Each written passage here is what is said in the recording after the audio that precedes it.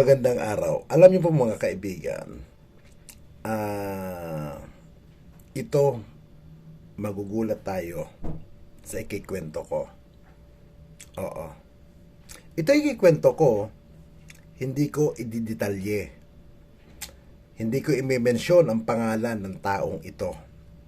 Oo, dahil ito ay pribadong buhay nila. Pribadong buhay. Pero, kung kayo'y matalinong tao, magugulat kayo. Oo, magugulat kayo. Itong babaeng itong tinutukoy ko, na sinasabi kong pribado ang buhay, may asawa na ito at may mga anak na. Simulan muna natin dun sa asawa niyang lalaki. Nako, maloloka. I remember, meron akong isang kaibigan na pumanaw na. Itong kaibigan ko itong pumanaw na, one time na ikwento niya rin to, na ikwento niya ito, na nagkaroon ng problema itong kaibigan niya na kaibigan din namin. Oo. Alam niyo kung anong ano? Itong lalaki nakabuntis. Nakabuntis. Natural babae ang nabuntis niya. At yung nabuntis niya, kilala din sa showbiz. Kung hindi ako nagkakamali, itong babaeng nabuntis niya at yung bata, something 5 taon nata o mag-aapat na taon or magli-5 taon na ang bata. Ngayon, nalaman ito ng babae na asawa ng lalaki. Nagkaroon na ng lamat ang kanilang samahan. Nagkaroon na ng hindi maganda na pagsasama. Nakakaloka. Nakakaloka.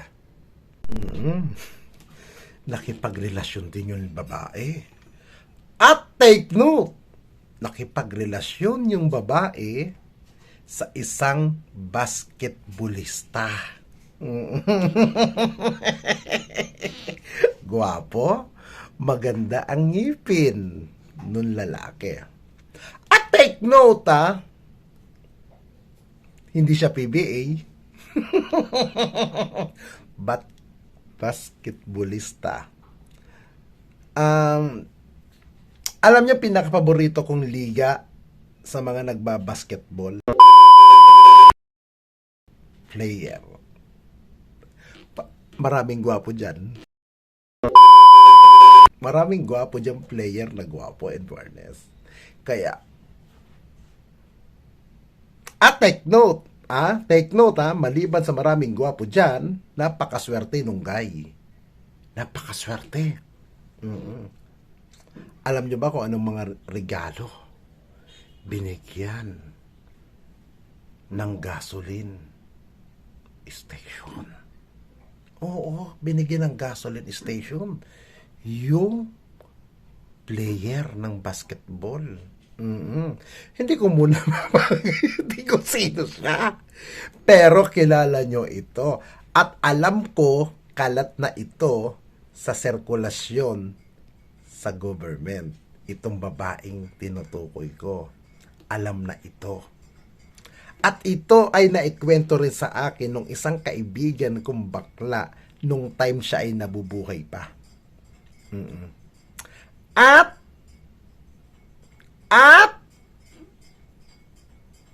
biglang may nagkwento na naman sa akin nito.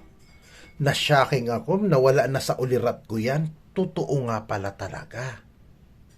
At yung nagkwento, taga-make-up niya pa ang nagdadaldal.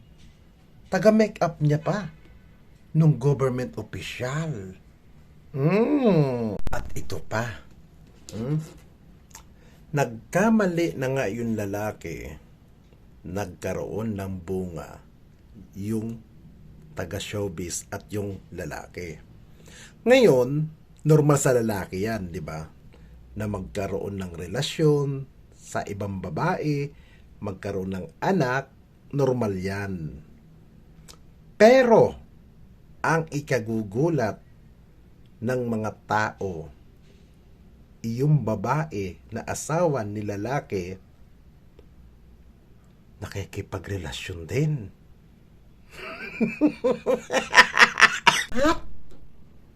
Ito po ha, balik tayo sa lalaki, sa asawa ng babae na government official.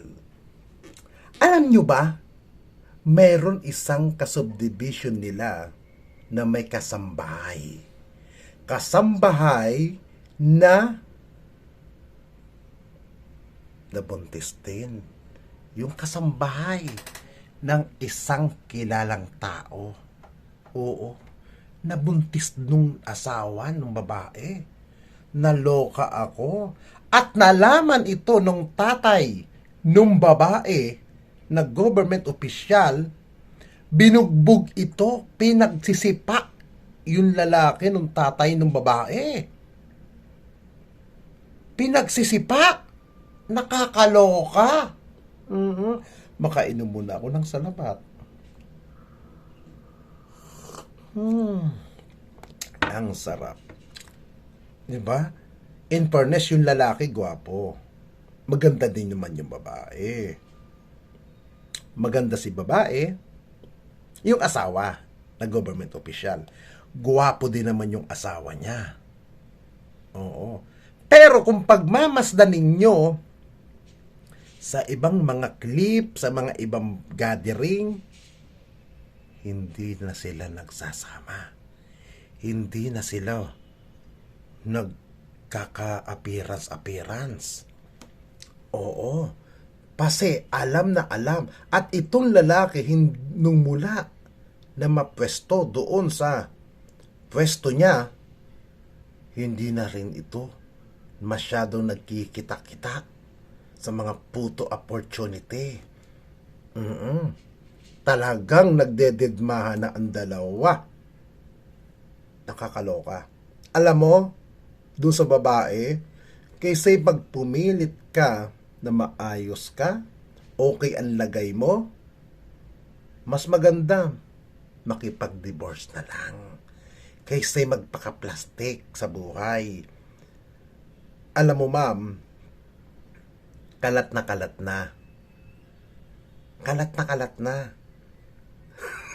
Kalat na kalat na yan. At alam na kung sino. Ako hindi ko papangalanan kung sino itong babaeng official na ito. Marami naman official sa gobyerno na babae. May congressman, may senadora, may gobernadora. Marami. May barangay chairman, pero hindi sila ka-level ng ganon nung taong ito. Kilala ito, taong ito. Kilala. Pero bilib ako sa kanya, matatag siya kahit papaano. Matatag ang taong ito. Mas the best, magpakatotoo.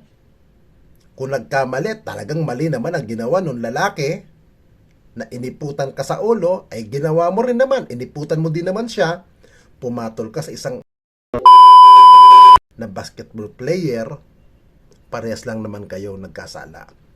Ang kawawa lang dito, yung mga junakis ninyo. Yun lang. Kaya, bago ka magmalinis, na matatag ka, malinis kang opisyal, maayos kang tao, we just try ang magpakatotoo.